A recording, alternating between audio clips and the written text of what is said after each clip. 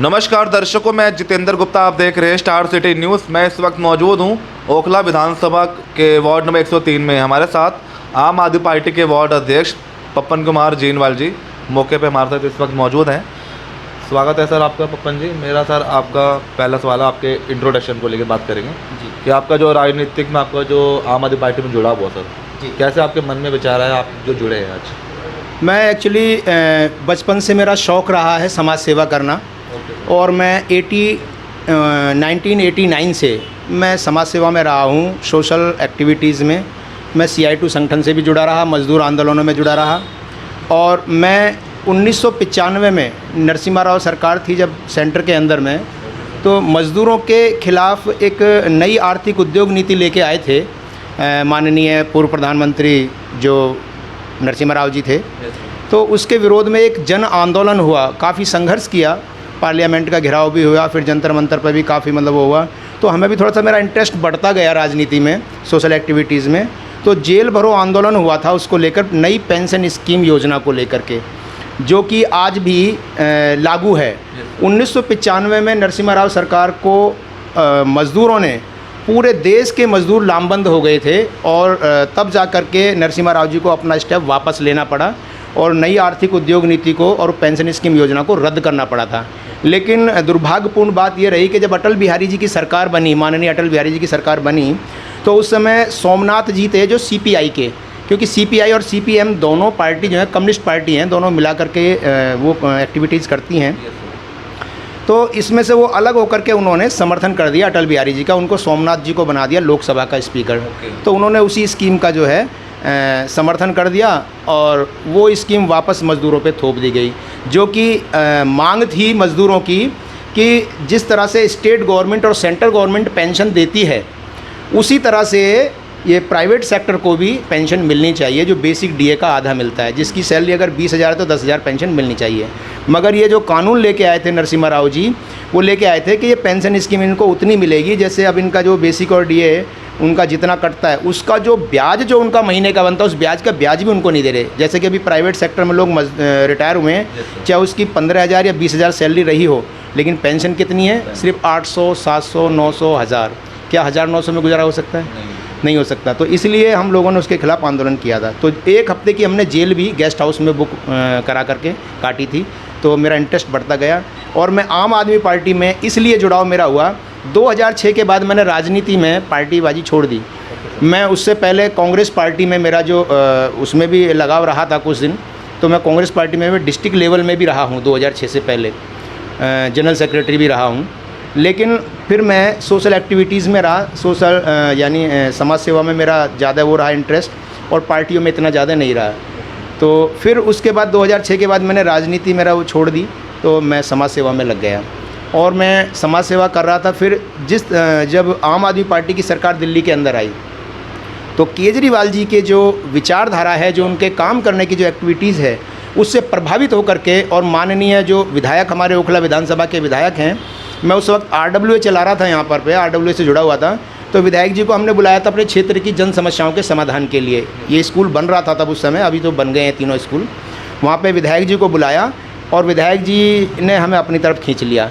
तो हम केजरीवाल जी की उस विचारधारा को लेकर के, आम आदमी पार्टी की विचारधारा को लेकर के हम उनके साथ जुड़ गए, और क्षेत्र के अंदर हमने बहुत सारे काम किए, जैसे CCTV कैमरे लगवाए, 350 कैमरे। ये जब मैं वार्ड अध्यक्ष बना तो CCTV कैमरे लगवाए 350, 20 वाईफाई लगवाए, और हमने कम से कम 300 से भी ज़्यादा गेट लगवाए। जब गेट लगवा भी नहीं रहे थे लोग बाग, हमने रिक्वेस्ट कर करके लोगों से लगवाए।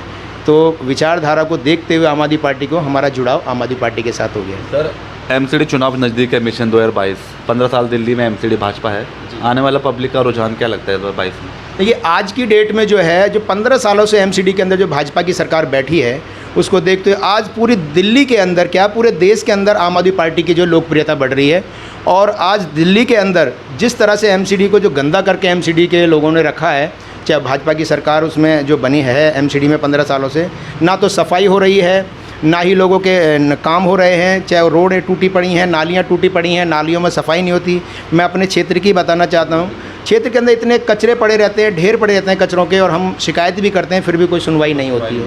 निगम पार्षद कौन है? यहाँ पे भाजपा की निगम पार्षद श्रीमती संतोष देवी जी हैं। हमने कई बार उनको पत्र के माध्यम से भी बताया, उनको वर्बली भी बताया, और उनके हस्बैंड हैं पार्षदपति श्री दिनेश नाग जी, उनको भी कई बार हमने बताया कि क्षेत्र में थोड़ा सा ध्यान दीजिए। पार्क सारे सड़े पड़े हैं, पार्कों की इतनी दुर्दशा हो रखी है, इतने मच्छर पैदा हो गए हैं, डेंगू मलेरिया हो रहा है। और यहाँ पर डेंगू से एक मौत अभी पीछे हुई थी हमारे B1 ब्लॉक के अंदर, एक लेडीज़ की B1 193 में डेंगू से मौत भी हो गई थी। तो यहाँ की पब्लिक सर जाते नहीं है पार्षद के पास? पार्षद जी के पास जाते हैं, पार्षद जी कभी मिलते नहीं हैं, अगर मिलते भी तो कहते हैं हाँ ठीक है हो जाएगा, मगर कुछ सुनवाई होती है, हाँ खाली आश्वासन के सिवा और कुछ नहीं मिलता है। तो क्या चाहती है पब्लिक इस बार पप्पन जी यहाँ? इस बार पब्लिक चाहती है कि आम आदमी पार्टी को अब की बार सपोर्ट करेंगे, और जो भाजपा की सरकार 15 सालों से बैठी हुई है दिल्ली के अंदर, उसको उखाड़ फेंकेंगे। और मगर आप यहाँ के नुमाइंदे, आप यहाँ के RW के अध्यक्ष भी हैं जी, अगर आप यहाँ से मैदान में उतरते हैं कैसा संघर्ष रहेगा यहाँ? अगर पार्टी ने हमें मौका दिया तो हमें इतना विश्वास है, और जनता की तरफ से हमें पूरा समर्थन मिल रहा है, और जनता अगर हमें पार्टी की तरफ से टिकट मिला तो भाजपा यहाँ जो है उसकी जमानत जब्त करा देंगे हम, ये हमें इतना विश्वास है जनता के ऊपर। तो लोगों के बीच में आपका किस प्रकार का था जनसंपर्क है कोविड के समय में, या वैसे मुफ्त वैक्सीनेशन को लेके? अभी मुफ्त वैक्सीनेशन को लेकर के अभी जो हमारे स्कूल ऑफ एक्सीलेंस में वैक्सीनेशन हो रहा है, चल रहा है, वहाँ भी हम जो है जाते आते रहते हैं। लोगों की जो समस्याएं, किसी भी प्रकार की कोई दिक्कत होती है, उनका समाधान करने की कोशिश करते हैं, लोगों के काम कराने की कोशिश करते हैं। और जो लॉकडाउन में जब खाना जो बटा था आम आदमी पार्टी की तरफ से, तो उसमें मैंने बराबर 2-3 महीने रेगुलर कंटिन्यू खाना बंटवाया, दोनों टाइम उनके बीच में रहा था सोशल डिस्टेंसिंग मेंटेन कराने के लिए।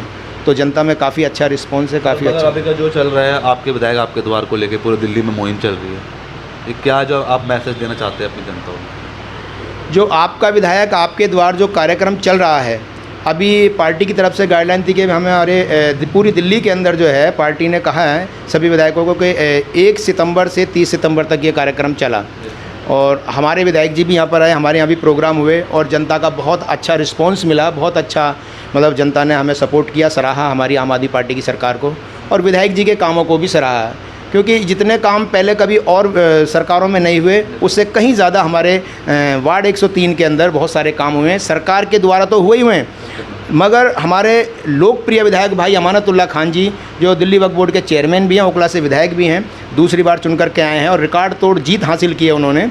और उन्होंने सबसे अच्छा काम जो हमारी वार्ड 103 JJ कॉलोनी के अंदर किया है, वो school of excellence coed school, और एक लाल बिल्डिंग उन्होंने government girl and boys senior secondary school बनाया।